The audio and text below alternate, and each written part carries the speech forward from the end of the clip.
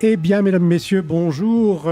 Vous êtes effectivement sur Radio Caraïbe. Vous vous souvenez que c'est 90.7, ça, je vous le dis pour la forme, mais effectivement, puisque vous êtes là. Et aujourd'hui, c'est l'émission Parole de paix. Parole de paix avec des nouveaux invités dont on va faire la connaissance très rapidement. Mais on a d'abord autour de la table des habitués. Les habitués, j'en vois un qui est en train déjà de préparer ses brèves, c'est Yves Lubraniecki.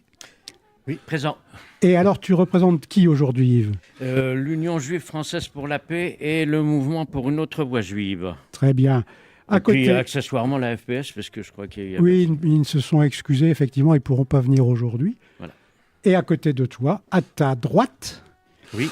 Il est très à droite. Donc, Stéphane Dabourin, du mouvement de l'objection de nos consciences. Parfait. Moi, je m'appelle Philippe Leclerc et je suis de l'association de solidarité avec le peuple sahraoui. Et puis, peut-être dire aussi qu'on a d'habitude cette émission est aussi organisée par l'association Survie Lorraine. Oui. Et puis également, et donc nous l'avons dit, l'association France-Palestine Solidarité qui est absente cette semaine. Et également les éditions Kairos. Oui. Et comme tu viens de le dire, on accueille deux nouvelles associations qui vont rejoindre l'émission Parole de paix, je pense, dans les émissions futures. Absolument. Alors, on va, en deux mots tout de suite, déjà présenter Michel Lacresse de l'association ACAT. Alors, qu'est-ce que c'est que l'ACAT ? Alors, l'ACAT, ça veut dire Action des chrétiens pour l'abolition de la torture. Très bien. C'est une association œcuménique, ce qui veut dire qu'elle regroupe des chrétiens de toutes les confessions, protestants, catholiques, orthodoxes, même évangéliques. D'accord. Enfin bref, tous les chrétiens. Et elle lutte pour que soit appliqué partout dans le monde l'article 5 de la Déclaration universelle des droits de l'homme, c'est-à-dire « Nul ne sera soumis à la torture ni à aucune peine ou traitement cruel, inhumain ou dégradant ». Parfait, on est tous d'accord là-dessus. On va en discuter après. Et donc, à côté de moi, un autre invité qui va également être parmi nous de temps en temps, c'est André Tosser de la LDH. Bonjour André. Bonjour. Alors la LDH, c'est donc la Ligue des droits de l'homme. Elle a été créée en 1889 au moment de l'affaire Dreyfus. Ah oui. Et je crois que je peux rappeler la déclaration initiale de la création de cette ligue-là, parce qu'il me semble que ça résonne encore aujourd'hui complètement. On disait en effet à ce moment-là qu'elle était créée pour défendre les principes de liberté, d'égalité, de fraternité et de justice énoncés dans la Déclaration des droits de l'homme de 1789. Ah oui, parfait. Très bien. Donc, on va revenir après sur vos organisations respectives, madame, monsieur. Pour nous les présenter. Et, en attendant, on va, comme habituellement, demander à chacun de nous parler de son actualité et d'avoir ce qu'on appelle des brèves. Alors, Stéphane, j'ai compris que tu devais nous parler de deux sujets, mais le premier rebondit finalement sur une émission qui a eu lieu il n'y a pas longtemps sur le service national universel, et tu veux nous parler d'un syndicat qui a réagi là-dessus. Oui, le 25 janvier, on a réalisé une émission autour du service national universel avec Bernard Girard qui était notre invité, et on disait qu'il y avait peu de réactions du côté des parents d'élèves et des syndicats enseignants par rapport à cette militarisation de l'école, cette mainmise. Moi, c'est peut-être un peu fort mainmise, mais en tout cas, le fait que pour les jeunes lycéens de seconde va arriver bientôt un service national universel. Oui.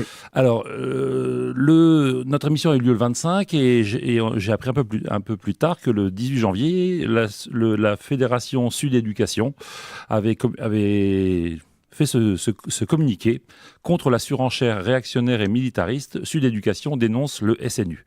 Donc je vous lis rapidement leur communiqué. Le gouvernement, prétendant hypocritement lutter contre le décrochage scolaire, met en place le service national universel pour 3000 jeunes dès la fin de cette année scolaire. Au programme, uniforme, vie de caserne, hymne national au réveil, salut au drapeau. Pour complaire aux franges les plus réactionnaires de la société, le ministre Blanquer et le gouvernement tentent d'embrigader la jeunesse et de militariser la société. Cette surenchère nauséabonde s'inscrit dans un contexte où le ministre Blanquer perfuse l'éducation nationale aux valeurs de l'armée. La DGESCO est une colonelle, des chefs d'établissement font des stages en treillis, des militaires sont invités à intervenir dans les établissements scolaires, etc. La DGESCO, c'est la direction générale de l'éducation de l'école. la DGESCO. Et effectivement, Blanquer a nommé comme directrice de la pédagogie une colonelle de l'armée. Dans les écoles et les établissements, les postes sont supprimés, les dotations sont en baisse. Dans le supérieur, il s'agit de faire payer des frais de scolarité exorbitants aux étudiants extracommunautaires et la machine de tri social sélectif Parcoursup tourne à plein. Plutôt que d'investir dans l'éducation, le gouvernement préfère caporaliser la jeunesse. La Fédération Sud Éducation dénonce la militarisation du système éducatif qui est à l'œuvre. Nous refusons de toutes nos forces cette évolution délétère et appelons les personnels à débattre et à se mobiliser contre cette évolution inacceptable. Voilà la position du syndicat Sud Éducation. Très bien, merci. Yves, peut-être est-ce que tu as également quelque chose à nous dire en termes de brèves? Oui, des brèves, oui, j'en ai une quinzaine. Comme d'habitude. 10 minutes chacune. Donc, j'ai déjà, pour UAVJ est en train de publier un communiqué parce que le mouvement apporte son soutien au journal L'Humanité. Ah oui, vous savez grande difficulté. Voilà, qui est en grande difficulté. Et UAVJ fait remarquer que l'Humanité est un journal qui n'a pas de soutien de grands capitaux, par définition un peu. Et UAVJ rappelle que depuis le départ, nous on avait signé le manifeste en 2003, quand même. Il y en avait quelques-uns autour de la table qui n'étaient pas nés. Et donc, on avait eu un accueil assez indifférent de la presse en général, sauf du Monde et de l'Humanité, les deux journaux où le manifeste avait été publié. Et depuis, quand UAVJ prend des positions, publie des communiqués, je ne dis pas systématiquement, mais la plupart du temps, l'Humanité les publie. L'Humanité a bien soutenu la mouvance UAVJ depuis le départ. Et donc, Pascal Lederer et Olivier Gebauer, qui sont les deux locomotives du mouvement, appelle à soutenir, si possible financièrement, l'Humanité. Ouais. Alors, même moi qui ai du mal de les sortir, j'ai quand même fait un petit chèque. Voilà. Très bien. Il faut rappeler que 1904, quand même, l'existence de ce journal date de 1904 avec Jean Jaurès comme tête de file, et que depuis, ça a toujours effectivement été un journal, disons, d'expression de gauche. Oui. Ouais, communiste. Communiste même. Socialiste au début et communiste ensuite. Oui. Mais pour la pluralité, bien évidemment, il faut défendre la pluralité de la presse. Complètement. Oui, tant qu'ils ne sont pas fascistes, on s'en fout. Voilà. Donc, il n'y a pas de problème. Alors, je peux peut-être maintenant intervenir, si tu me permets, et dire... oui, mais c'est mes brèves à moi ou c'est tes brèves à toi? On va le faire alternativement, t'inquiète pas, on va revenir chez toi après. N'aie crainte. Je détiens les clés. Et je voulais vous dire une information que j'ai découvert, on en parlait avec Stéphane tout à l'heure, en arrivant ici, une chanteuse sahraoui qui s'appelle Aziza Brahim. On passe régulièrement de ses chansons pendant les pauses musicales ici, et elle était programmée à l'Institut du monde arabe le 10 mars. Ça faisait la joie de beaucoup de monde parce qu'elle vient quand même assez rarement en France. Et voilà, donc moi j'avais commencé à cocher ça sur mon agenda. Et voilà que j'apprends ici, là aujourd'hui en arrivant, qu'elle est déprogrammée. Vous imaginez bien que le lobby marocain est à son œuvre et qu'elle est donc là déprogrammée. Je ne sais pas jusqu'à quand, mais voilà où on en est actuellement. Je voulais donc vous donner cette information sur une nouvelle action des lobbyistes marocains. Donc je te repasse la parole, Yves, si tu veux maintenant. Très vite. Alors donc, il y a eu Alain Desmarais, donc, qui est le président actuel de la FPS, l'association France-Palestine Solidarité, a fait parvenir hier deux communiqués, on va dire, qu'il a rédigé. Un qui concerne les jugements du tribunal administratif de Nancy du 28 décembre 2018 par rapport au fait que la mairie de Villerue est fait de Marwan Barghouti, le leader palestinien qui est emprisonné sans qu'on sache pourquoi depuis des années. C'est un citoyen d'honneur. Et puis la ville de Vendôme, qui avait aussi publié un vœu pour dire que ce qui arrivait à Marwan Barghouti n'était pas normal. Et donc le tribunal administratif de Nancy a annulé ces 2 mesures, voilà, en disant que ce n'était pas le rôle d'une commune d'apporter un soutien de ce style. Voilà, alors, avec un appui du préfet très fort. Hein. Voilà, le préfet était effectivement à l'appui, comme tu dis. Et donc, Alain Desmarais, la FPS, s'élève contre ça parce que c'est pas normal. Voilà. Et puis, un jugement politique, en fait. Un jugement politique. C'est exactement un jugement politique, c'est-à-dire que c'est pas le rôle d'un tribunal administratif, et pourtant, là, il a pris une décision qui est de nature politique, parce qu'on a quand même, si on prend la ville de Nancy, elle apporte son soutien, par exemple, aux Tibétains qui demandent l'indépendance de la Chine depuis des années, des décennies. Et là, personne ne trouve rien à redire. Le maire de Nancy s'affiche en tant que partisan des moines tibétains. Et puis, il y a un soutien qui est apporté donc, à Israël, mais pas forcément de nature politique internationale, qui est de nature politique, tout simplement.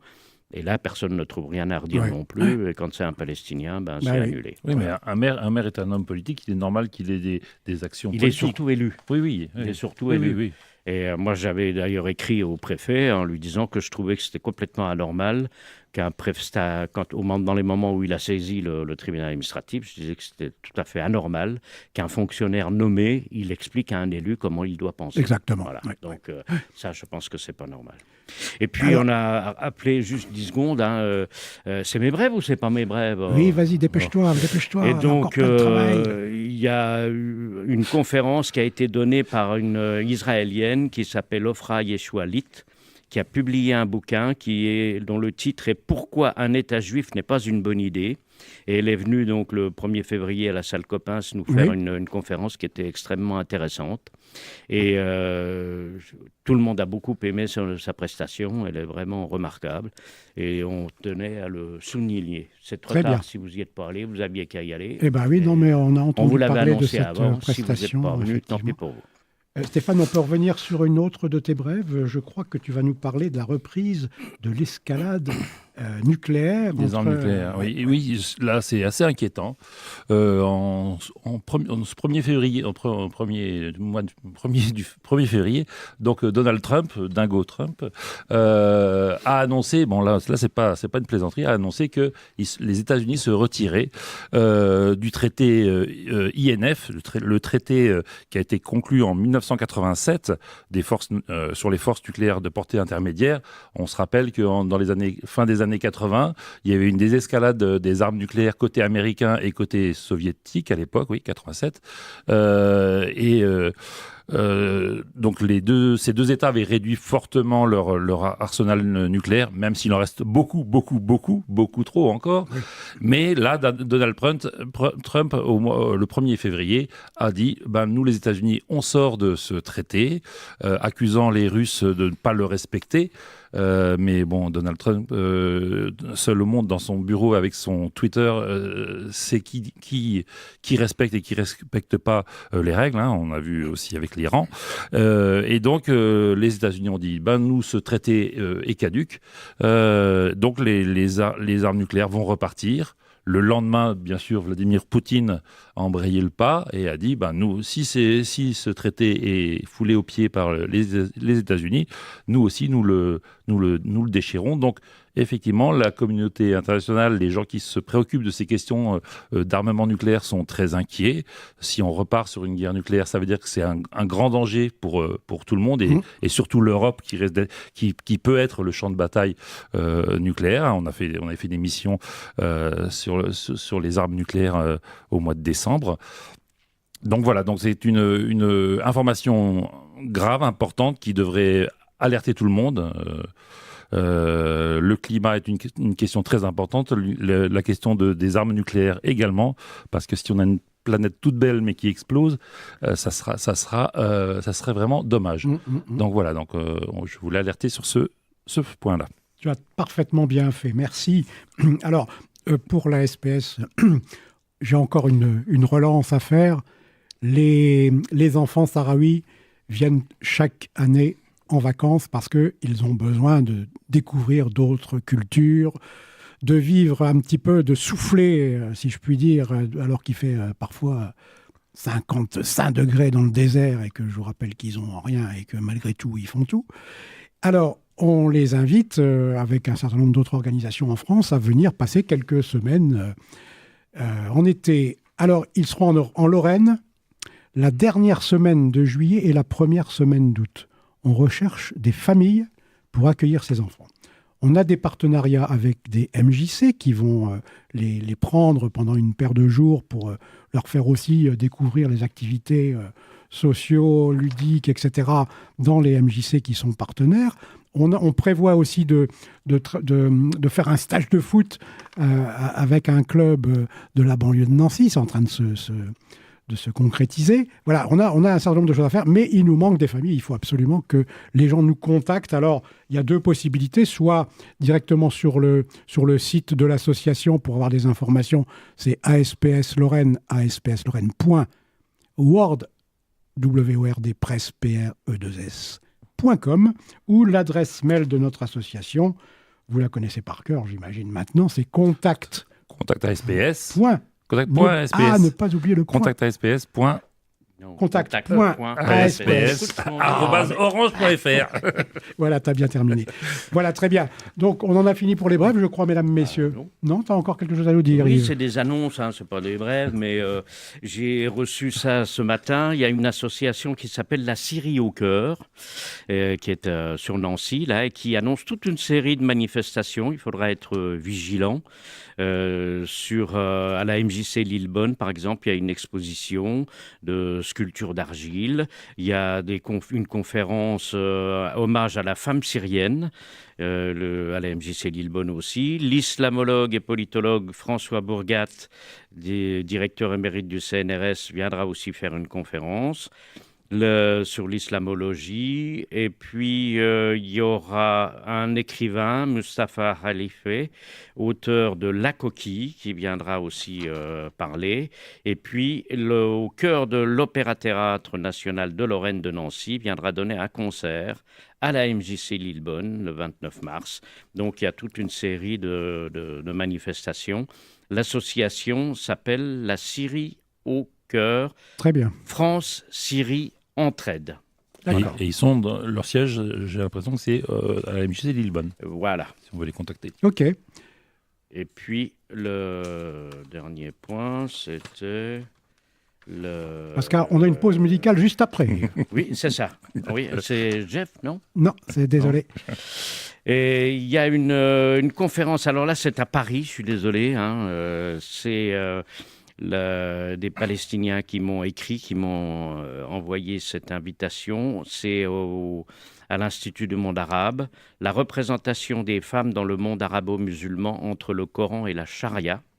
Voilà, alors cette conférence a lieu mercredi 13 février, c'est mercredi prochain, si je crois. Et donc c'est à l'Institut du monde arabe. S'il y a des gens qui nous écoutent et qui sont dans le secteur, eh bien, ils pourront aller écouter ça. Moi, j'ai fini, hein. Très Ne perdez bien. pas mais de temps parce que on te remercie beaucoup d'avoir été concis. Alors, je crois que maintenant, nous allons une pause musicale. Je vous demande d'écouter attentivement cet artiste qui s'appelle Mélis Mel.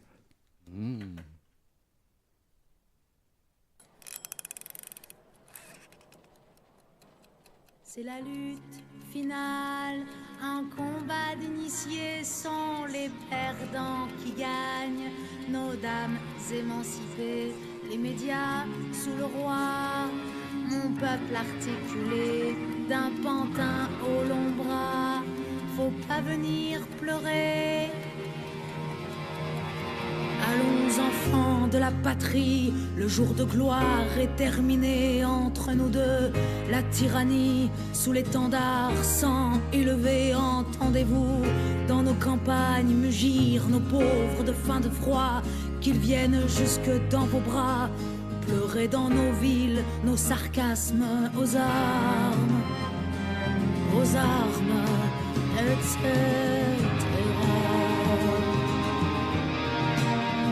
Que veut cette horde militaire de traîtres et de rois conjurés quand ils nous traînent, quand ils nous traitent de cons, de braves, de pauvres Français quoi. Ces cohortes étrangères feraient la loi dans nos foyers quoi, nos flics soldats mercenaires, alors qu'on est tous étrangers aux armes, etc.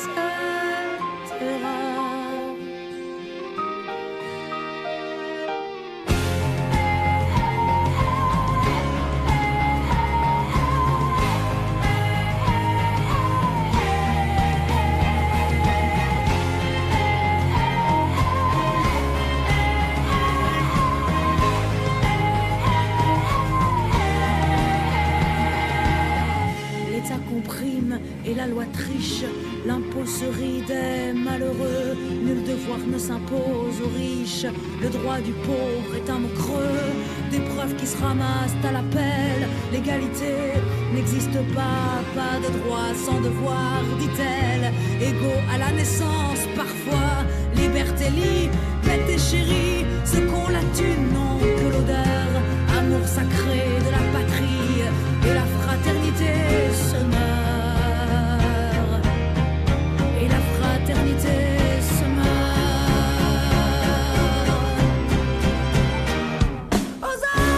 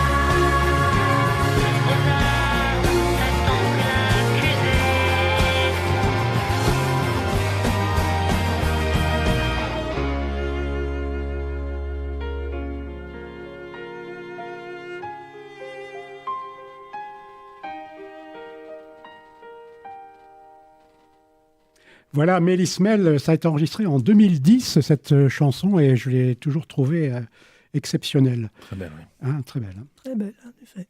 Alors voilà, nous sommes revenus maintenant après cette pause musicale, et on va donc passer la parole maintenant à l'association ACAT, avec sa porte-parole pour aujourd'hui, qui est Michel Lagresse. Rebonjour Michel. Rebonjour. Alors voilà, l'ACAT a été fondée en 1974 par deux protestantes. Elles venaient d'écouter une conférence faite par un pasteur italien, Tullio Vinet, qui racontait, qui expliquait les tortures, les maltraitances subies par les prisonniers au Vietnam. C'était encore en plein dans la guerre, dans la guerre du Vietnam. Elles ont été horrifiées, comme tout le monde d'ailleurs. Elles se sont dit, on ne peut pas, en tant que chrétienne, on ne peut pas, absolument pas, laisser ça, ne rien faire. Donc, elles ont décidé de fonder l'ACAT. Bon, l'ACAT a été fondée, ça fait donc plus de 40 ans. Et elle a prospéré. Bon, maintenant, il y a moins d'adhérents, parce que le phénomène associatif... comme partout, dans tous les domaines. Comme partout, dans tous les domaines, effectivement. Mais enfin, tous membres confondus, les donateurs, les adhérents même, et le secrétariat national, nous sommes plus de 30 000, quand même. 30 000 sympathisants ou adhérents. Ah oui, c'est quand même... Ceci étant, donc, comme je l'ai dit en entrée, c'est pour que l'article 5 de la Déclaration universelle des droits de l'homme soit appliqué partout dans le monde. Alors, ça implique, bien sûr, condamner la torture, le faire savoir, surtout, parce que ça, c'est très important. Donc, condamner la torture, lutter contre la torture, lutter pour l'abolition de la peine de mort, dénoncer les exécutions extrajudiciaires, Mhm. dénoncer les disparitions forcées, dénoncer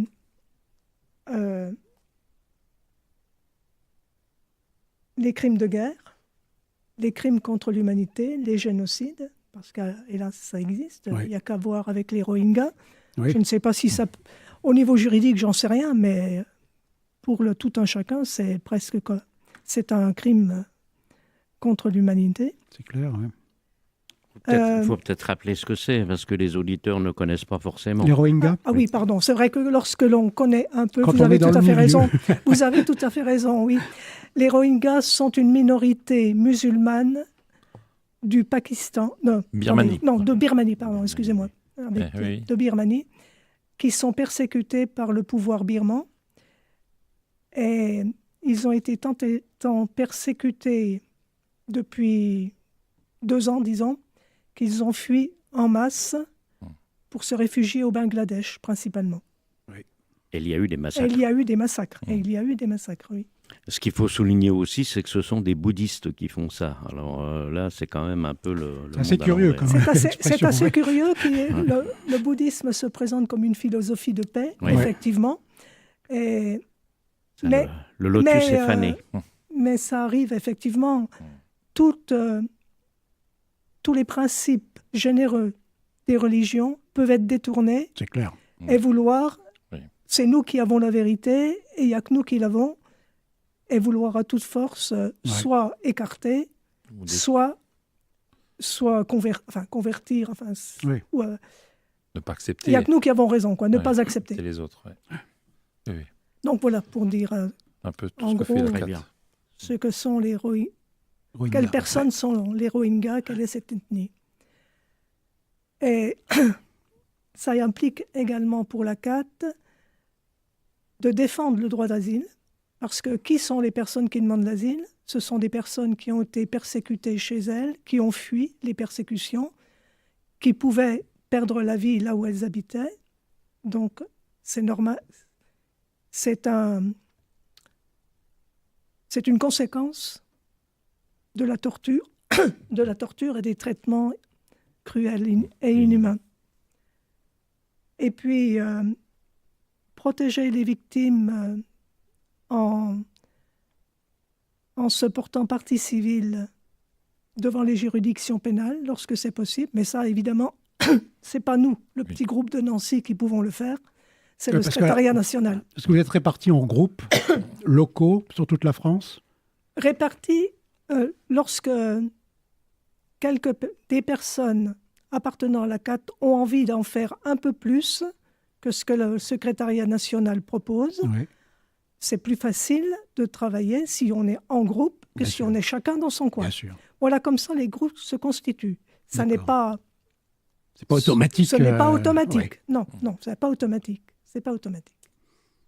Et je sais que nous, on est en rapport avec le groupe de Meurthe-et-Moselle, De Nancy. de Nancy, pardon. De Nancy, parce qu'il y a De plusieurs groupes à Meurthe-et-Moselle. D'accord.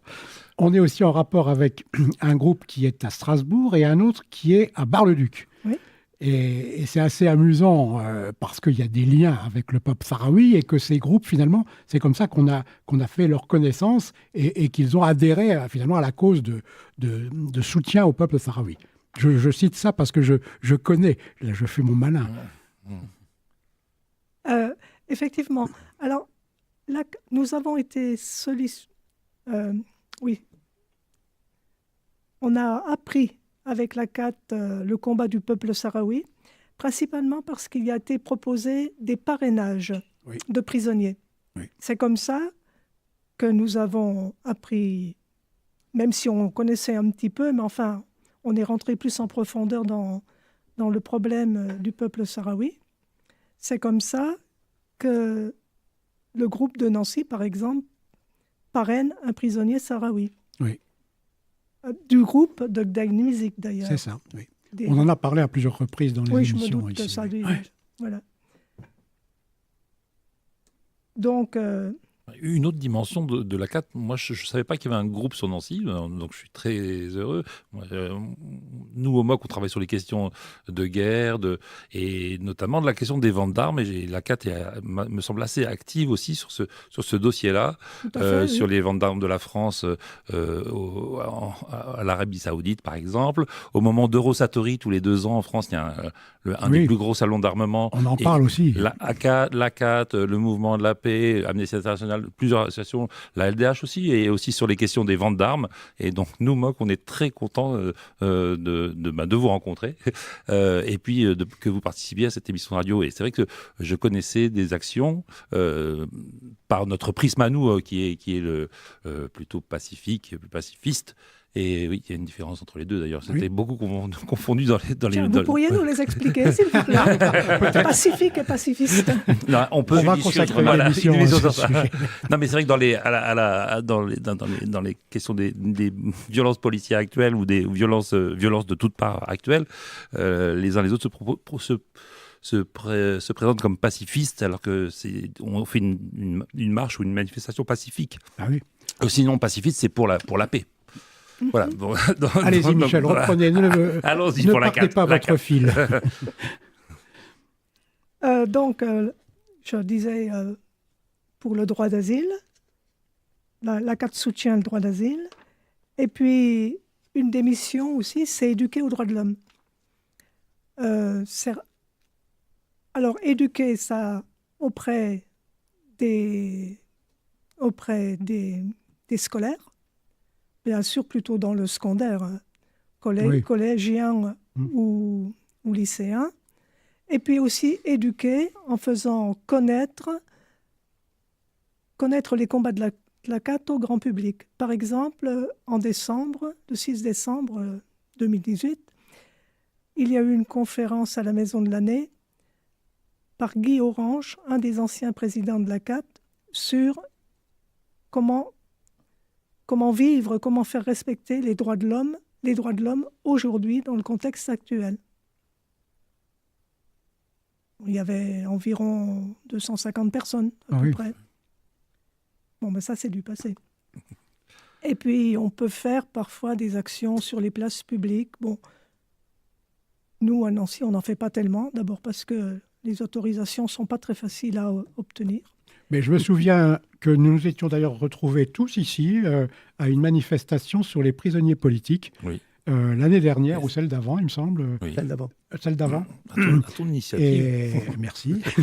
Et on avait défilé rue Saint-Jean, on s'était retrouvés sur la place Stanislas. On avait remis un document au préfet qui, d'ailleurs, depuis, ne nous avait donné aucun signe de vie.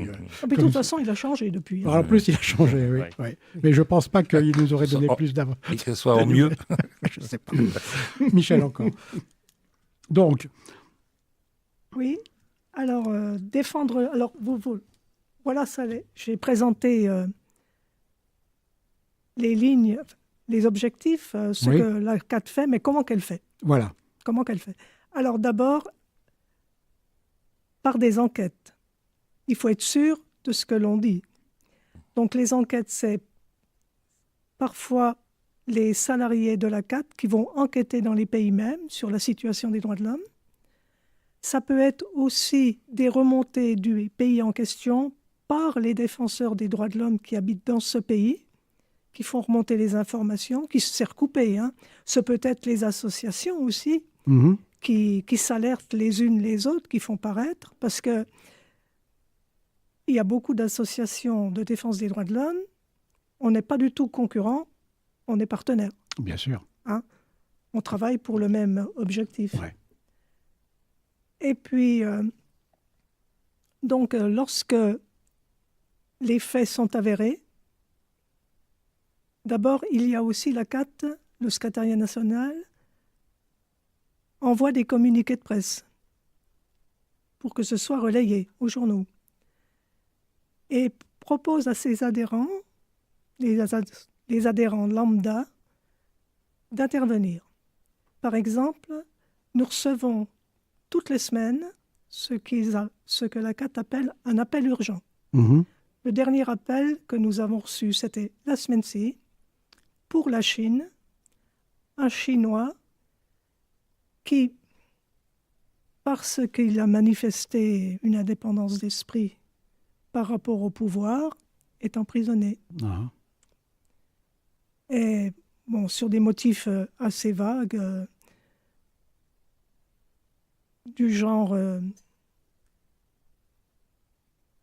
atteinte à la sûreté de l'État ou des trucs un peu partout. Oui, c'est ça. Pour tous ceux toutes les voix indépendantes. Les expressions valises. Expressions valises, c'est ça. On met tout c'est dedans. Ça. Donc, un appel urgent. Donc, on écrit là, on écrit soit à un directeur de prison, soit au président de la République, et toujours en envoyant une copie à l'ambassade du pays en question. Ah, oui. Parce que les courriers peuvent être mis à la poubelle directement par le personnel, mais les ambassadeurs ont l'obligation de faire remonter aux autorités de leur pays les préoccupations du pays où ils sont en ambassade. Mmh. Donc ça, c'est très important. Mmh. On nous a même dit, si vous avez la flemme, si vous n'avez pas le temps, envoyez au moins la lettre à l'ambassade. À l'ambassade.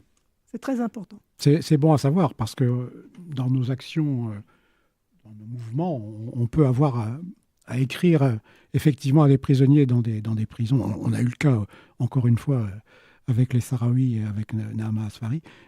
Et c'est vrai qu'on avait eu cette information. Il faut faire copie à l'ambassade. Oui. Alors, il y a ça. Et puis aussi, il y a une action encore plus grand public.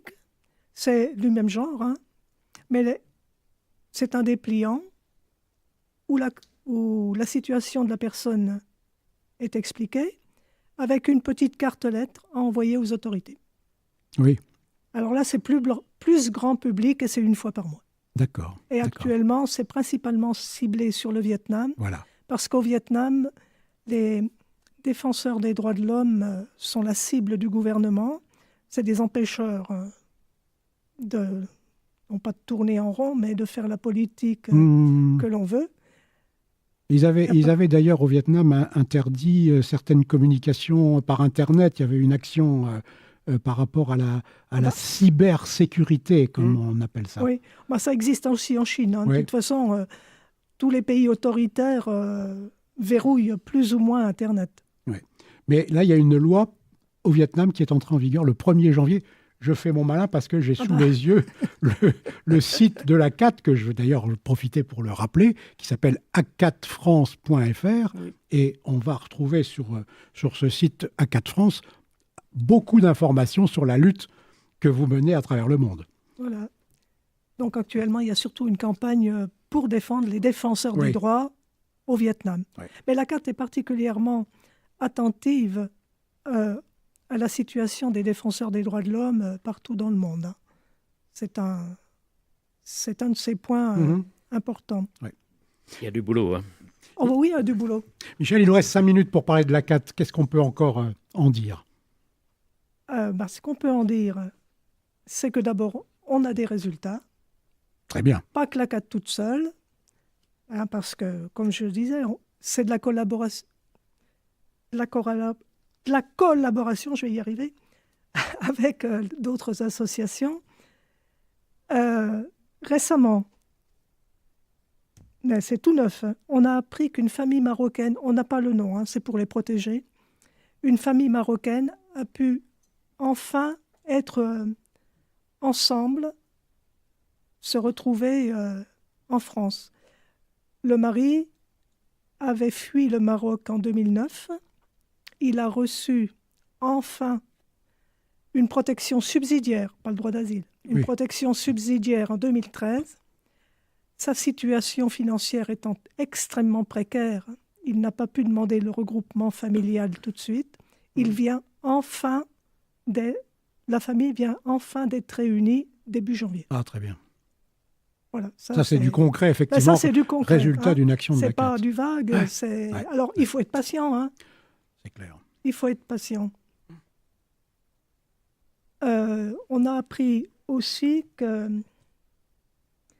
la CAT s'est beaucoup investie pour la libération du franco-palestinien Salah Hamouri. Hamouri. Salah Hamouri, oui. On connaît bien ici aussi. Oui, sûrement, oui, je m'en doute. Elle s'est beaucoup investie pour lui également. Et on a appris, comme vous, avec satisfaction qu'il a été libéré cet été. Il y avait une caractéristique quand même à noter, c'est que Salah Hamouri était de nationalité française. Oui, j'ai dit franco-palestinien. On ne peut pas dire que le gouvernement français ait mouillé sa chemise pour obtenir sa libération. Hein. C'est toujours... Ni les uns ni les autres, parce qu'il y a eu plusieurs gouvernements de suite. Successifs. On a appris aussi qu'un ex-policier argentin du temps de la dictature il n'a pas été extradé. L'Argentine demandait son extradition depuis longtemps, appuyé par la CAT. Il s'appelle Mario Sandoval. Donc, le Premier ministre a signé le décret d'extradition, mais bien sûr, Mario Sandoval va user de tous les recours possibles. Il a déposé un recours donc, devant le Conseil d'État et maintenant, il faut attendre la décision du Conseil d'État. D'accord. Et pour les auditeurs, pour un auditeur qui voudrait rejoindre la CAT, le groupe de Nancy de la CAT, comment on vous joint, comment ça se passe? Le groupe de Nancy, il est où? Le groupe de Nancy, il se réunit une fois par mois. On nous prête un local. C'est la paroisse de Saint-Max qui nous prête un local. D'accord. Alors, ils peuvent nous rejoindre le premier jeudi de chaque mois à 17h30, rue de Lorraine. Ça s'appelle la salle Bernadette. Je ne peux pas donner de numéro, il n'y a pas de numéro. Non, grosso modo, c'est au milieu de la rue de Lorraine à Saint-Max. C'est la rue qui est parallèle à la rue où il y a le cinéma. Ah oui, la rue oui, je vois. Oui. D'accord. Oui, très bien. Parfait. Alors, de toute façon, Michel, on va vous retrouver régulièrement sur l'antenne de Radio Caraïbes dans nos émissions Parole de paix.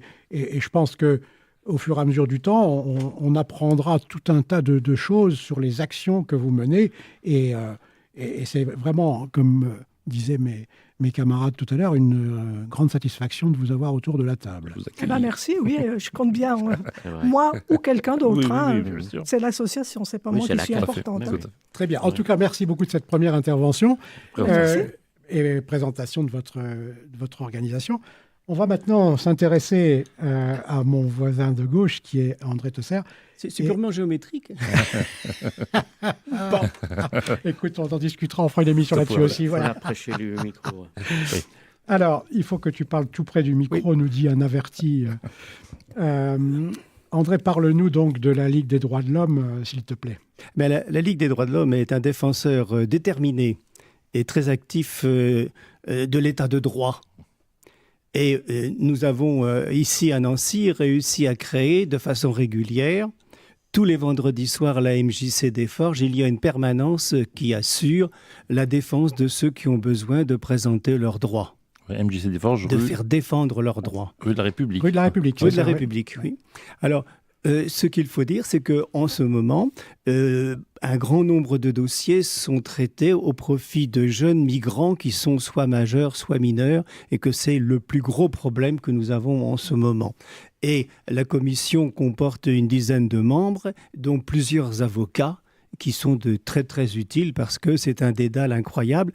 Simplement un mot, en ce moment, lorsque quelqu'un a envie de demander l'asile en France, il dispose d'une durée de 15 jours pour présenter son dossier en français. Je ne fais pas de commentaires de plus là-dessus. Bon. Alors nous, à Nancy, nous sommes très très reliés nationalement puisque nous sommes qu'une petite antenne du groupement LDH national et nous avons contribué, nous, à créer au niveau français les États généraux des migrations.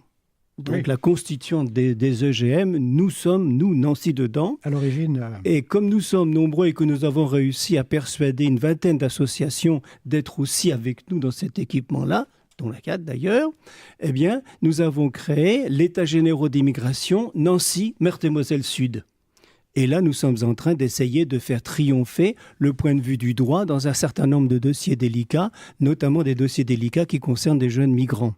Et la situation n'est pas trop mauvaise parce que le dernier tribunal administratif sur 15 jours, sur 10 dossiers présentés, nous a donné raison 9 fois. Ah, très bien. Donc, on avance beaucoup sur des problèmes qui sont des problèmes je ne sais pas si c'est de l'inertie administrative qui est destinée à permettre de dégoûter les demandeurs d'asile ou les demandeurs de séjour de présenter leur dossier. Je crois que c'est la formule diplomatique qui représente le mieux la situation. Hein.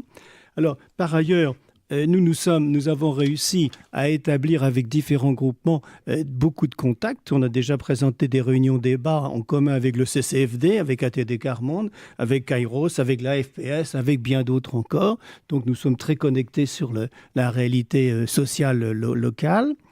Et puis, nous avons réussi, au bout d'un certain temps, à établir avec le conseil départemental la création d'un comité de suivi qui est là pour déterminer les difficultés qui se présentent au cas par cas dans le cas de jeunes migrants. Et ça nous a permis de résoudre un certain nombre de problèmes et de trouver des solutions harmonieuses. Tous les problèmes ne sont pas traités, mais ça nous a permis quand même de progresser, de ne pas nous laisser démolir par des situations ahurissantes que l'on rencontre. Hein. Notre position, si vous voulez, pour résumer d'un terme un peu sec quand même, c'est non à l'intolérable. Oui. Parce que pour les migrants, pour les jeunes migrants, ce sont des situations qui sont intolérables. Alors, nous avons, bien entendu, nous avons envie de continuer cette action-là. Avec la CIMAD, nous travaillons en commun, la main dans la main. Nous avons même créé une fois un scandale à une réunion auquel Yves était. Hein, on a claqué la porte avec la CIMAD pour expliquer qu'on ne pouvait plus continuer comme ça. Nous, organisation démocratique, on ne pouvait pas accepter de travailler avec des administratifs qui faisaient le contraire de ce qui était déclaré officiellement par le conseil départemental. Hein. Oui, il y a un problème quand même. Hein. Oui, bon. Il y a une difficulté, mais enfin, si vous voulez, la difficulté n'a pas conduit à une rupture, puisque nous avons créé le comité de suivi où il est en train de discuter, de faire avancer les choses. Hein. Alors, par ailleurs, nous avons aussi des idées nouvelles. Hein. Bernard Friot viendra en mars nous expliquer quels sont les problèmes qui existent entre l'emploi et les retraites, hein, pour définir un peu la meilleure façon de progresser sur la gestion de l'ensemble. Hein. Oui. Hein. Pierre-Alain Manoni sera là le 16 mai. Alors, on parlera peut-être certainement de la Roya, mais aussi d'autres phénomènes, notamment... C'est qui Pierre-Alain Manoni ? C'est celui qui a mené la bagarre en PACA contre la façon dont ont été gérés les transferts à Vintimille dans la vallée de la Roya. Ah oui. Oui, effectivement, c'est une affaire qui a fait c'est lui qui a monté les dossiers, je veux dire. Hein. Ah oui. Bon. Alors on avait celui qui était au travail, celui qui était dans les pâquerettes à ce sujet-là, on a déjà reçu. Cédric Héroux. Cédric Héroux, c'est ça. Voilà, ouais. Bon. Et puis, il nous a semblé aussi utile d'essayer de projeter des choses nouvelles. Et Madame Orthodoxie Salomon a accepté de se prêter à un travail qu'on va faire probablement dans le mois de juin, où on va parler de l'ethnopsychologie. Et nous avons... Parce qu'elle est psychologue. Oui. Nous avons beaucoup de problèmes parce que les jeunes qui arrivent en ce moment sont des jeunes Africains et le décalage culturel est extrêmement difficile à combler, même si certains d'entre nous connaissent l'Afrique. Hein. Alors, je voudrais simplement vous dire aussi que nous travaillons aussi dans d'autres azimuts, mais nous ne travaillons, nous, à Nancy, sur un sujet donné que si nous sommes capables de créer un groupe. Mais quand même, dans la dernière livraison du bulletin de la Ligue des droits de l'homme, je peux vous dire que, par exemple, il y a un article sur... Il s'appelle comment, le bulletin ? Hommes et liberté. Et on le trouve où ? En étant adhérent. Je pense qu'il faut être adhérent. Il faut demander à la permanence de la LDH qui est à la MJC. Ah bon, parfait. Voilà. La MJC de la rue de la République. De la République. Des Forges. Les vendredis. Pardon. Le vendredi à partir de 18h30. Michel. Oui, non, mais ce bulletin de liaison, oui. Est-ce qu'il paraît sur le site national de la LDH ? Oui. Parce que la CAT aussi, pour pour le public, là, pour l'information du public, à un journal qui s'appelle Humain. Oui. En allant sur le site de la CAT, on peut le lire. Hein. C'est gratuit. Oui, c'est accessible. C'est accessible, gratuit. Sur Hommes et Liberté, il y a un choix entre les différents articles. Et puis pour certains d'entre eux, c'est simplement des résumés. Mais moi, je peux vous dire que à la dernière livraison, on parlait de l'affaire Maurice Audin, on parlait de la situation de Parcoursup, parce que là, on en rencontre beaucoup de parents qui sont un petit peu inquiets. Il y a un article un peu acide, ce qui s'appelle « Le social selon Emmanuel Macron ». Un autre article un peu méchant qui parle de handicap et éducation en disant que l'intégration est en échec. C'est clair. Et puis un article important qui est les effets sociaux des politiques antiterroristes. Je pense que là, c'est un éclairage qui, pour nous, est quand même tout à fait important. Surtout puis, avec la loi qui vient d'être votée hier. Oui, c'est ça, oui. Bon, non, on pourra en discuter, mais bon. Elle n'est pas tout à fait... Elle n'est pas encore oui, elle n'est pas validée, en vigueur. Tout à fait. Oui, c'est ça. Il y a un certain nombre de lois pour lesquelles on attend des décrets d'application ou on n'attend pas les décrets d'application. Ça dépend. Bon. Et puis alors, nous aussi, nous projetons quand même un petit peu vers l'avenir et on parle de justice environnementale en disant que l'environnement, quand même, ça ne peut pas être négligé. Et on est en train de monter des opérations là-dessus. On avait déjà, il y a quelques années, lancé un débat important sur les champs du possible à propos des pesticides. Ah oui. Hein, vous vous en souvenez? Là aussi, il y a du boulot. Là aussi, il y a du boulot. Bon, donc, on considère que l'on a aussi des réflexions à faire. Et moi, je peux vous dire qu'en ce qui concerne les mécanismes d'évitement fiscal, on s'était associé au CCFD pour présenter pour faire une présentation générale de lieux où on pouvait échapper facilement aux nécessités de ce que j'appellerais le devoir civique. Hein. Et on n'avait pas spécialement visé le Luxembourg, mais il y avait aussi le Luxembourg dedans. Un problème qui nous a longtemps retenu, c'est le problème du droit des Roms. Là, on a eu beaucoup de difficultés. Et un sujet qui est plus récent et qui malheureusement est assez délicat, c'est le problème des femmes étrangères victimes de violences. Et il semble bien que ces violences-là ne soient pas que conjugales. D'accord. Nous sommes en train de travailler là-dessus. Un des groupes de chez nous est en train de regarder ce qui se passe. Et bon, moi, il se trouve que pour des raisons diverses, je suis dedans, ainsi que mon épouse. D'accord. Alors, quand même que tu nous dises que tu quittes la présidence. Je quitte la présidence. Fin de mandat. Oui, j'ai accompli 6 années de mandat de président de la LDH. Hein. Donc, réglementairement parlant, et c'est très bien. Hein. Oui. Il faut quitter parce personne n'a à s'incruster, comme on dit. Hein. Les moules sur les bouchons, c'est pas nous. Hein. Si tout le monde pouvait entendre ça. Et donc, il y a un successeur qui a été désigné, je te donnerai les coordonnées, mais d'un commun accord, nous avons dit que, en ce qui concerne notre présence ici, ce serait tantôt lui, tantôt moi, puisque en fonction des disponibilités de chacun. Pas de souci. Pour des raisons pratiques. Pour des raisons pratiques, oui. On l'accueillera tout à fait. Mais tu le connais d'ailleurs. Très bien. Alors, est-ce que vous avez des questions peut-être à poser à l'un ou à l'autre de nos invités? Non, moi j'ai une remarque à faire parce que on est en train de parler, on parlait de la CAT, on parle de la Ligue des droits de l'homme, on a l'air de discuter comme ça, c'est bien, c'est sympa et tout, mais il faut pas oublier un seul instant que, en fait, de l'autre côté du tuyau, il y a des gens qui souffrent, des martyrs. Des enfants, et par exemple, la CAT, il y a des gens qui sont torturés. Et ça existe aujourd'hui. C'est contre quoi ils luttent, effectivement. Bon, nous écrivons donc, pour répondre à votre remarque, nous écrivons aux autorités, nous parrainons. D'ailleurs, c'est très important le parrainage. Ça réconforte énormément. Même s'ils n'ont jamais les lettres, mais par la bande, ils arrivent à savoir qu'on se soucie d'eux. Ça, c'est très important. Et il ne faut pas oublier que nous sommes tous des chrétiens. Et nous prions. Pas tous, non. À la CAT. Je parle de la CAT. Hein. Je parle de la CAT. Hein. Et nous prions pour les personnes pour lesquelles nous intervenons. Ça peut sembler que ça ne sert à rien, mais non, c'est une action, c'est important, nous y tenons, et nous savons que les personnes pour lesquelles nous prions, elles y tiennent pour la plupart aussi. Parfois, nous avons eu des témoignages. Je savais que vous me souteniez, je savais que vous priez pour moi parce que je le savais. Bon, ça s'explique pas, c'est... Ouais. Oui, On aura sans doute l'occasion de reparler de tout ça, comme on accueillera aussi soit André, soit Gilbert dans nos futures émissions, puisque l'un et l'autre, vous interviendrez donc régulièrement.